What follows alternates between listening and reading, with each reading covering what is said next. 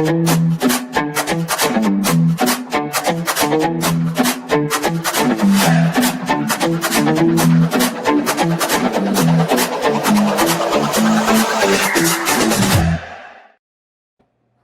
everybody. Welcome back to the Event SquadCast. And my name is Aaron Karpaty, and head of growth here at Captello, and been in the business 20 years with events. Very passionate about this. Quick recap. So last time we talked about traditional event reports. We talked about being able to have how many meetings, how many leads, how many qualified conversations all in one place, and being able to really be able to see all of that and know that all of that stuff is happening, right? Today, we really want to focus on, and we did that with revelations, right? We showed you how all of your data could go into a dashboard and that you would finally have visibility of all these things in one place, okay? Today, we really want to focus on some of the harder parts, right? Now that we have visibility of all of the data, every touch point that happens at an event to have a meaningful conversation that's going to drive pipeline and revenue. Now, how do we prove what every touch point does, and how does that affect generating dollars that finance can accept and trust? So I want to reintroduce Nassir, our CTO. Hey, Nassir. Hey, Aaron, how you doing? I'm good. How are you doing? Awesome, man. Awesome. That's great. Great to have you, man. So thanks for coming back to the SquadCast and talking about a subject around this data stuff, right? And like we said, last time we were able to show that we can give visibility of all of the data in one place. Today, we really want to know, how do we use that data to show impact that leadership and finance will trust? So, Nassir, can you give us kind of everyone one sentence version that event revenue intelligence, what does that mean, and what do you think it means for reporting? Yeah, absolutely. And I'm glad to be back. I love talking about this stuff. This has been years in the making in terms of developing the capabilities to make the questions answerable for our team. So I'm looking forward to this conversation. In terms of, your question directly, traditionally, reporting is here's what happened, right? Revenue intelligence is here's what it was worth. And that's really kind of the whole thing. Your report says 4,200 people came through the booth, fine. Revenue intelligence says that of those 4,200 people, here's 11 conversations that turned into actual opportunities, right? Here's the pipeline sitting behind them. Here's the exact moment each one started, etc. Same event, completely different conversations with your boss. So when we say event revenue intelligence, right, we mean connecting every scan, every conversation, every meeting, every activation to the pipeline that it influenced, and being able to point to a specific thing that made it happen and track it, especially over very long sales cycles. Absolutely. No, and it makes sense. And it's how pipeline was created and how it was influenced. 70% of the meetings that happen at events are with current customers or current opportunities we're already talking to. And as a result of getting face-to-face time, it helps accelerate those conversations. Are you saying that with having visibility of this data, that all those things would be able to measure the impact? Absolutely, and without needing the data scientists on the team side, right? So here we leverage a lot of automated capability, a lot of predictive data to address exactly that and help the customer get to the end result versus having to figure out all the middle pieces. Yep, got it. So why do you think that this matters so much to events teams today? I mean, honestly, because nobody's letting it slide anymore. 5 years ago, you could put booth traffic on a slide and everybody just nods. Yeah, it's all good. Meeting's over. That's done. Every line in the marketing budget is getting okay, what did we actually get for this, right? And the event is usually like the biggest line item with the worst paperwork. So it's kind of a survival thing now. And the part that drives me crazy in some cases is the data's already there. It's always been there. It's in registration. It's in scanner exports. It's in CRM. It's in third-party monitors and systems that people implement in their booth. It's in spreadsheets, so that might be spread all across the organization. Nobody's really missing the data. Most customers have the data that they need, but everybody's missing the connection between them. So we're the only event to revenue intelligence platform out there. That's the claim, and we'll back it up over the next few minutes here. Yeah, nope. Speaking my language and a lot of other event leaders' language, because I've been in events for 20 years, working with some of the biggest companies in the world, and this has been one of the major problems. Is our budgets get cut. We know that these great conversations are happening at events. We know that it's having an impact, but having visibility and being able to tell that data or revenue story has been, really, really difficult. And people have been talking about it for years. And in digital marketing, it's been very easy, right? They can see like, hey, they went to this white paper and downloaded it. They went to this website. They went to a webinar. They joined a virtual demo. And all of that could be tracked and look at conversion rates tied to pipeline. But the offline stuff, the much more engaging conversations that are happening face to face, a lot of that's missing from the journey and not able to track that impact. So, why are events the line item finance trust the least, right? So I guess that would be the question: is what do you think the core reasons are here for finance trusting event data the least? Yeah, and I think you touched a little bit on that, is because that's the one line they can't fully audit. If you think about it from their side, right, they can trace paid search down to the keyword, like you mentioned, the email program down to the send. When they hit events, it's kind of the biggest number on the page. And the supporting doc is a photo of a busy booth, let's say, and a lead count. So it's not that finance thinks events don't work. It's that most CFOs I actually talk to suspect and can kind of see that they do, but they can't check it, right? And anything they can't check becomes the thing they want to poke at. Yeah. No, it makes sense. What do you think's wrong with the proof? Like, what do you think, how teams are coming back today with that data? What is that data today, and why does it not work? Yeah, there's a few answers to this, and for one is it's complicated, but also their activity numbers wearing an outcome costume in some cases, right? So booth traffic tells you the aisle was busy, impressions tell you the banner was hanging up, lead count tells you people scanned, etc.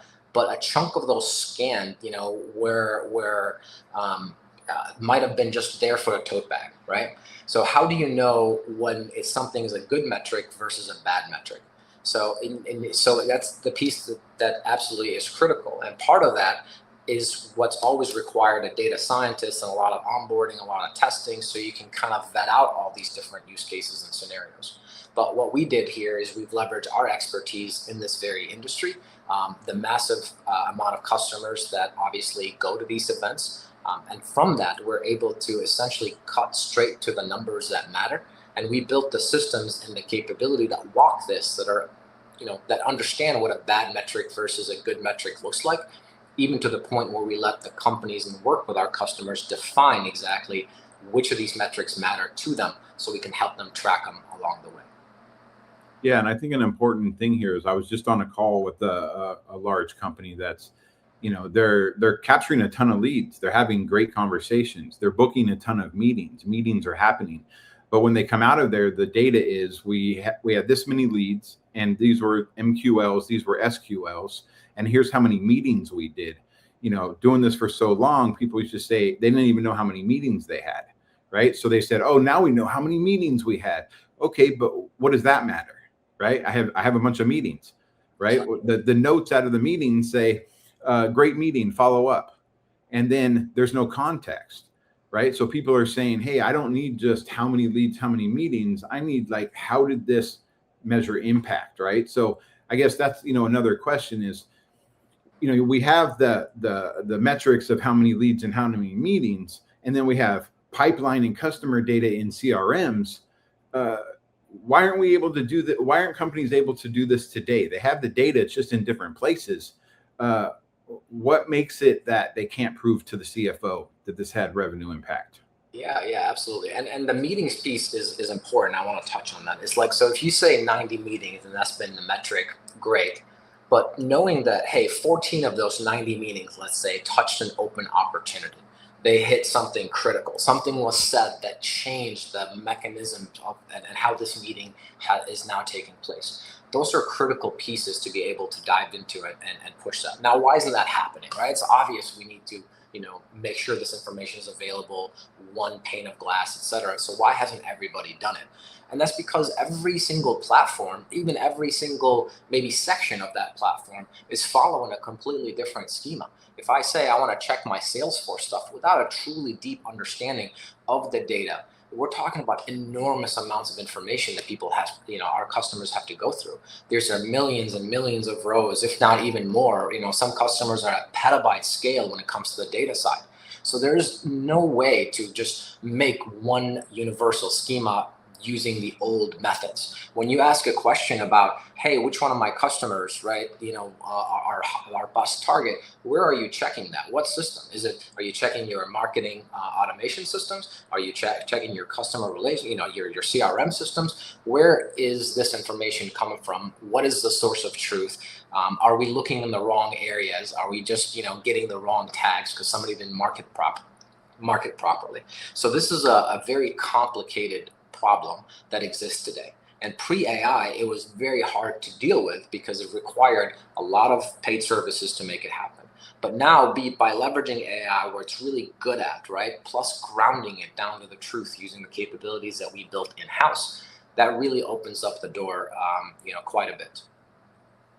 Yeah, and I talk to event leaders all the time that will say, if they are able to track this stuff, they have like their spreadsheet of all their metrics, and then they're, hopefully can get access to the CRM, and then they're manually trying to track the meetings and leads that happen back to what's going on in the CRM and trying to come together with a deck to prove ROI, even knowing there's no way to really do it. They're still trying, but it's taking weeks and weeks to get there. Right. So you're talking about the connected systems thing, and this being automated. What an improvement. So, I keep hearing in the events industry right now, since AI is just blown up, is everybody wants to be event intelligence, right? And what I see a lot is that's, knowing a lot of things once you get to the event. Okay. You go to the event, kind of based on your topics and your interest, who's there that may match that, and who do I need to talk to, and you're there and you're starting to do all of that stuff. But what about pre-event intelligence? What does that mean? Yeah, absolutely. So being able to have an understanding of who's going to be at an event, who you should target first, that makes sense. Apply some sort of predictive logic, like, hey, we know our ideal customer has attended the last 2 or 3 of this type of event, etc. I think that helps the team in pre-planning, in being ready, in pulling in relevant information, maybe deciding who to bring to the event just to make sure it's actually something powerful. I mean, you said a key thing earlier, is that our meetings online and our exchanges that are digital are tracked every bit, but the most powerful conversations are the ones we're having face-to-face, and those are truly missing from the data, the analytics, the follow-up process. So really how we try to do it and how we can assist and help is really 3 places, and we try to run them together. One is the live event itself, right? Our Envoy, our AI event assistant, right, can actually, work the show's own universe. Who's registered, who's speaking, who's exhibiting, who's sponsoring, because all that matters, right? And then 2, your own data is what we use to help with this. Everything you already own from past shows, your Captello captures, your meeting history, you know way more about an event than you think of because you were there last year and the previous year and so on. And then really the third piece that we combine is the predictive, right? Who went to the same conference, the people or the titles that are going to be there consistently. Some people are creatures of habit, some cases it's not. So somebody who's been there for X amount of times and is a good target for you should be bubbled up to the top. And that is a critical set of information that we help our customers do. They don't have to do the stitching themselves. Our system and our abilities are already connected to CRMs and marketing automations and third-party data lakes and so on. And we can leverage all of this to give everybody a clear picture of who's going to be in the room and how they should treat it. Yeah, that's amazing. So instead of just using intelligence at the event, really set up the intelligence based on your strategy, pre-event, during event, even post-event. So you have very targeted focus on who you want to meet with, what you want to talk to them about, and that can drive that strategy. Absolutely. And a lot of our customers are looking for more signals here too, right? Is okay, if there was an acquisition, if there was VC funding that was closed, relevant information that maybe helps them make a case within there. Those are all things we can surface for our team. Right. Which will help them go into conversations much better prepared, right? You pre-book a meeting, but then everybody can't have all these prep meetings to make sure that everybody's on the same page. But if right in the body of their calendar invite was the key information that we know from multiple systems that gave a summary to help people be prepared going into those conversations, what amazing better conversations we can have. So with event intelligence, you say something like, let's map the room before we go into the room. What does that mean? Like we're talking about there's 4 people from the customer side or the prospect side. There's 3 people from your side. There's product experts, there's sales reps, there's executives. What does map the room really mean? Yeah. So let's picture a floor plan, and instead of booths, we'll say it's our accounts, right? And then we take the attendee universe, right, and lay your world over it. And so it's your customers, your open pipeline, your target accounts, your partners, but also your competitor accounts too, because those are the same people going after your buyers, walking the same carpet that you are. So what you get back isn't a list of names. It's a ranked list with a reason attached to each one. The accounts got an open op in stage 3. This one churned a year and a half ago, and now their VP is going to be speaking on Tuesday morning. Those 40 net new ICPs are here, and who owns them, let's say, right? Then your meeting team actually works that instead of working a show directory. We do it ourselves. We experience it. Our team goes to shows all the time and trying to identify even our existing customers and who's going to be there and what is relevant to them. That was a challenge, and we've always said we need to solve our own problems because that allows us to solve our customers' problems too. So instead of now 6 weeks of prep and a lot of Excel sheets and manual checking to do that, the system handles that and gets you there much faster. And that's what you mean by real intelligence, right? I mean, being a sales rep earlier in my career, it was like I'd want to know, okay, who's going to be there? Go research every single person that's going to be in the room. Look on LinkedIn, know more about them, know what other events they're going to. What else can I be prepared with to be more personalized and show them that I've done my homework? Man, what a lot of work to get done in a bunch of different systems and then pull that into somewhere that reminds me about that stuff so I can have better conversations. So what you're saying is having all of that at your fingertips, ready to go without having to do all of that work to get it, is what you're saying that intelligence is really doing for you. Without a doubt, but also it's giving you a central place where you're organized, right? Here's my targets. I went to this, and this. Here's my quick notes, and have that feed back into the same intelligence system so you can reuse those results, so you can update your records accordingly, so you can fine tune the next interaction. All those are powerful pieces of information. So none of that is lost. Once you go there once and check the boxes, all that information will feed back and continue to improve the cycle going forward. Yep. Yeah, good stuff.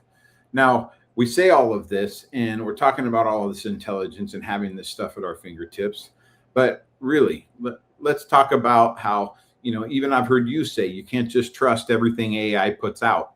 It needs to be verified and reviewed. How confident can you be with this data that's coming up and presenting the intelligence to you? How do you build confidence in being able to rely on that data? Yeah, absolutely. And I want to kind of separate where we use AI and perhaps where we don't, right? Yeah, so when it comes to enrichment capabilities and things like that, most enrichments does not really depend on AI. Every one of those matches goes through, let's say, 5-layer enrichment engine sitting on top of that Captello enrichment network that has 125 plus data providers. They are tuned geographically, so this way we can achieve match rates, up to 98%, etc. So that piece essentially does not really leverage AI so much. When it comes to the analytics and the capabilities behind it, AI is mathematically guaranteed to make mistakes. That's just how it works. How we build our system, though, is it's truly meant to ground it in truth. And we kind of have our own process to kind of confirming the results continuously. And so far, every result we get from the AI system is truly grounded in fact. And then the system does not make up information. It will tell you, hey, this does not exist, and so on. So we put it through extreme testing to continue to validate that. There's something like 12,000 regression tests that we run through just to make sure nothing is misrepresented in any sort of way. So it's just down to how you leverage AI, how you ground it, what information truly matters to surface, and how you reduce confusion in these systems so they do not hallucinate, and so on. So that is very much a part of our secret sauce that we've had to develop over time. Yeah, and it makes sense what you're saying, right? This isn't even really AI. This is looking up through APIs into your current systems, and whatever data is there, pulling it in. So it's not that it's, hey, it's wrong because of AI. AI is not even necessarily being used. It may be bad data in your CRM, right? But if you were to just go look at that and take context to it, you'd be wrong as well. So the data enrichment, it's not just using AI to go sweep stuff. It's really targeted at where is the right data that you need, that you want to surface right there at your fingertips. But instead of having to manually go figure all that out in 5 different systems, it's right there at your fingertips because we're accessing that data by doing a lookup. Correct? That's a great point, because not a single customer we talk to, so nobody should feel bad, that says my CRM is perfect and my hygiene on there is right on. There's always duplicates and mismatches and things that maybe don't belong in the right place. So it is critical that we understand that and are able to explain it and separate it for the team. This way they don't have to make sure that their CRM is perfect. What we do is we can do a lot of that cleanup and hygiene on our side here and give them truly an auto data lake that is available for all their systems as one pane of glass, one source of truth. Yeah. I'll tell you a quick story is, I've been hearing this my whole career man, if we could get them to use Salesforce, then it'd be much better data, or garbage in, garbage out. Right. And I'd say we need to drive adoption with being able to capture leads and schedule meetings. And they're still worried about it because they have a Salesforce adoption issue. Right. I talked to one company, they had like a chief adoption officer for Salesforce. And it's funny because what people would say sometimes is we actually increase the data accuracy in our CRMs, because when someone's inviting an executive or a high-level expert into a big customer meeting, they want to fill out the right information with the right people and leave the right notes so everybody's prepared, because if not, they're going to look bad. And as a result of that, doing that and then updating the CRM, they're starting to see better updated data, because the motivation of an executive being in your meeting, a big customer, et cetera, is helping drive that. Crazy how behavior works with what people will motivate people to do right in different systems. But with this said, like, and we talked a little bit about this, but where is it possible that data enrichment can come from? Is it just your CRM and third-party systems, or what are the possible waterfall enrichment data points? Yeah, no, that's a great question. And we take this in layers, right? We're not coming here saying that, hey, get this because it's going to solve all your problems. We've methodically worked from the ground up to essentially offer and offer our customers ability to control the data at intake and capture, right? That is our core business originally. That is what we focused on, to make sure that the moment of capture is as powerful and as accurate as possible. This is why our integration with your systems, where we can real time check against an existing customer, an existing opportunity. So this way the sync is truly going to the right place. That piece is critical. And now what we're doing is adding in quite a bit of that BI and analytics and intelligence on top of it, so we can kind of continue that trend with the data that exists. So we handled the moment of capture, but now we're handling the entire end-to-end, even things captured through other methods, because we do want to provide that one pane of glass that is the most powerful piece. Now, to answer your question directly, the data is coming from the customer. I mean, and most of them will find that part, to be surprising or don't expect it. But that's really the reality. The best predictor of who's worth your time at a show is kind of your own history at that show, your own history with that customer, your own history with industries and similar sized solutions like that. And you already own that. So the enrichment network, the predictive stuff, sharpen it. Plus, we take in all what we know about the event industry, the decade plus worth of experience in this field, and being able to further enrich that, making sure the right information is available to you, and that you're not having to do as a customer the heavy lifting, which is why it gets better every year. Year one's good, but by year three, it is a whole other planet. Yeah. Yep. Good answer. So we've talked a lot about being more targeted and having an event intelligence prior to ever getting to the event, so that you can be more targeted, strategize, be better prepared when you get to the event to have meaningful conversations. We've talked about the data enrichment that makes sure that you know more about who's in the room and who you're meeting with, so you can have better conversations, more personalized, talk about what matters to them, right? If you already know pain points that they're having, know that, so that you can walk in the room and talk about those things that matter to them instead of talking about what you want to talk about, right? We know that these are all the things that help have better connected, engaged conversations with customers and build trust and rapport and real solutions that have value. So, now that you've pre-targeted everybody, you've gone and had these great meetings, you are very prepared to go into those meetings. Now, we talked about attribution in pipeline. Like, how do you see that story? Is that in Revelations, which we talked about last time? What's the best way to look at all of the activity, scans, activations, meetings, session attendees checked in, all of the journey offline at an event, and tying that back to actual pipeline? How would event marketers be able to tell that story? What's the best way for them to do that?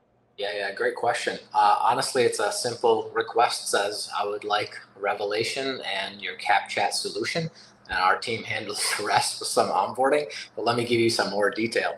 Revelation is kind of, think of it as a traditional BI, right? This is where you can go drag the columns that are most interesting to you. You can kind of decide and define what the chart needs to look like, because you might know what the data source sets up. We handle that entire process early on for you. We give you all the dashboards you need to kick off. We take requests that you need, and we'll create any additional relevant dashboards. Again, we don't want anybody to have to become a data scientist or specialize in one platform to be able to leverage it. Now, if you want to push the envelope a little bit more, it's the same data set, but then what we can do is introduce our Auto Lake product. And in that case, the system can automatically leverage AI capability to understand the schema a little bit more. And we give you a persistent chat, dashboarding, tables, reporting platform that lets you pin the critical pieces of data, lets you pin the dashboards and the graphs that make sense to you. And as data is updated, they're automatically updated. So we're using AI and capabilities like that, but you're not having to go to ChatGPT or Claude every time you ask it a question. It has to go out and reprocess a bunch of stuff. And a lot of times, if you're dealing with millions of records, there's absolutely no way it can give you anything clear. And you have a PII problem. Most customers and most industries, do not allow AI to touch their user data in any sort of way. There's very clear and strict controls about what and when and how that should take place. In our system, AI does not ever see any part of PII. And that's kind of the beautiful thing, is we can create this powerful data lake. We can apply the security and controls and automatically detect PII, even if it's in line in a text node. We can detect that based on the customer's needs, and the system automatically suppresses that. It is a per user authorization, even if you're reaching our systems from, let's say, Claude or ChatGPT or Copilot, because that's what your company centralized on as an AI assistant. So in that case, that system reaches out to the data lake. The data lake itself processes what the response should be, strips out relevant information, and then sends that back to your AI, so you can continue to create reports and whatever is important to you. But the data has been grounded, it's been protected, it's been secured, and then provided to you with full GDPR and other sorts of AI controls in place. Yeah, that's amazing. So what you're saying is, not only is all of this secure and meet IT industry standards, right? IT security standards, which is a big deal to the biggest companies in the world, right? There's a lot of AI tools out there that people say, oh yeah, that's great, we'll never use it because of IT security issues, GDPR issues, data privacy, all of these things, right? So first of all, we have that secure part of it. But were you saying that, now that all this has been, the whole journey offline at an event has been standardized in one place, that you'll be able to not only have dashboards on the metrics, but you'll be able to chat with the data and be able to say things like, hey, can you just show me what the pipeline attribution model looks like for the last event that we went to?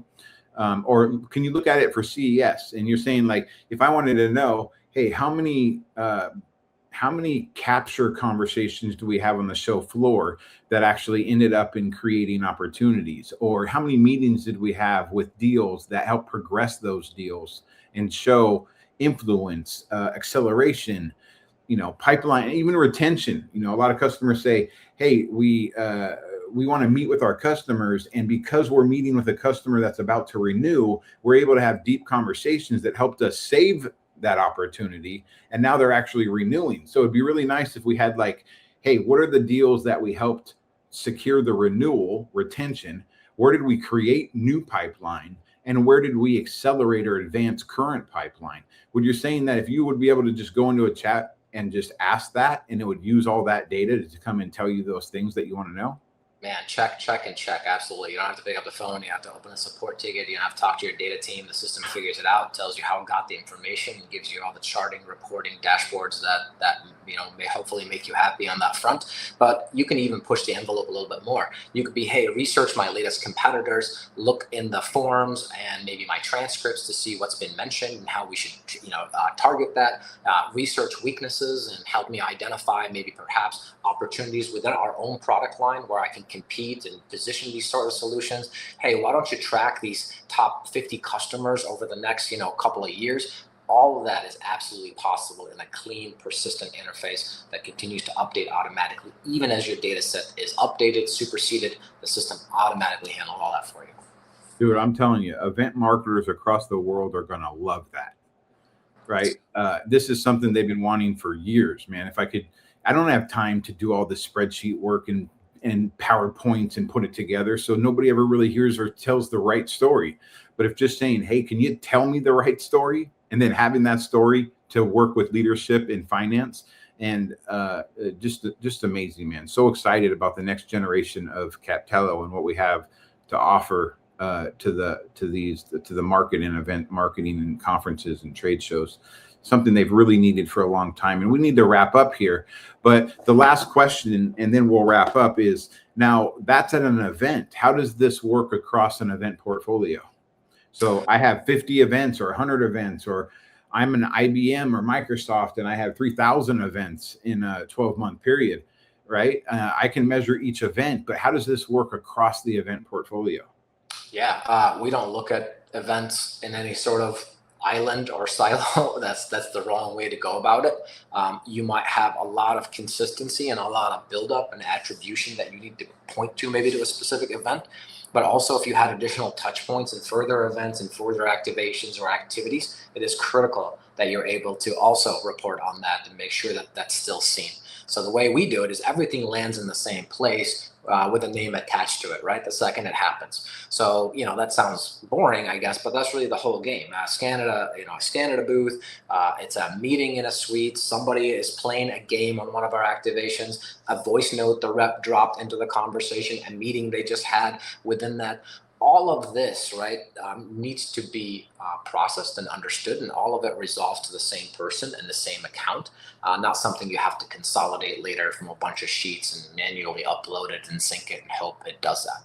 So once you have that, attribution at that point is basically arithmetic, right? And that arithmetic is defined and grounded by metrics you and your company define that we help you build. That person shows up an opportunity in the CRM, and we already know the interaction that impacted it, in what order, in what day. You can clearly and with confidence say, hey, this op was influenced by these 4 things, and here's what they are. So that's the reason why other people don't do this, is they're trying to stitch all these pieces together from, you know, a bunch of CSVs from third-party systems. And we've kind of done all that stitching for everybody and provided the mechanisms to automatically make sense of it, to join it together, to make it reportable, queryable, but also absolutely grounded in truth and in data.